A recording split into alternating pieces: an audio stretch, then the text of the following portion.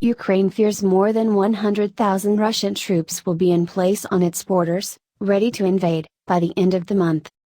A Ukrainian government report, obtained by the Daily Mail, estimates the Kremlin will deploy up to 30,000 extra soldiers, accompanied by more tanks and rocket systems, in support of 80,000 Russian troops already awaiting orders to advance. The figures are based on intelligence intercepts and satellite photographs as troops and equipment travel hundreds of miles across Russia to amass around its neighbor.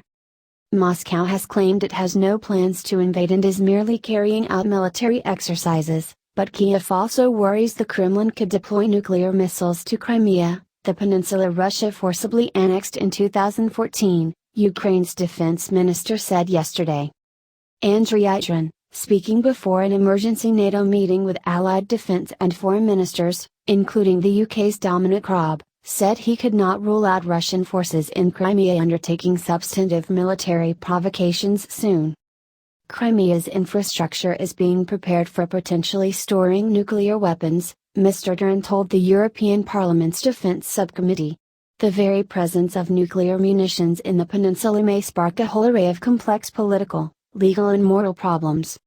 But Vladimir Putin was hiding nothing yesterday with a live firing drill in the Black Sea, just days before 2 U.S. destroyers are expected to sail into the same waters.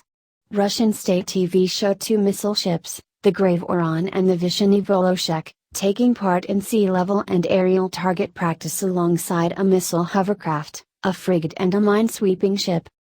The drill, described as a combat readiness check by Russian officials, comes before the USS Donald Cook and the USS Roosevelt are expected to arrive, despite Russian warnings for them to stay away for their own good.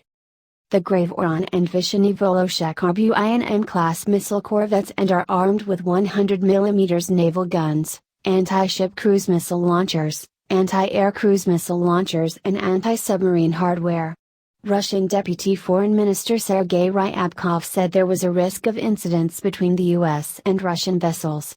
He added, "There is absolutely nothing for American ships to be doing near our shores, this is purely a provocative action. If there is any aggravation we will do everything to ensure our security and safety. But Kiev and its allies in the West will be entirely responsible for the consequences." Ukraine staged its own exercise, with troops rehearsing repelling a tank and infantry attack near the border with Crimea.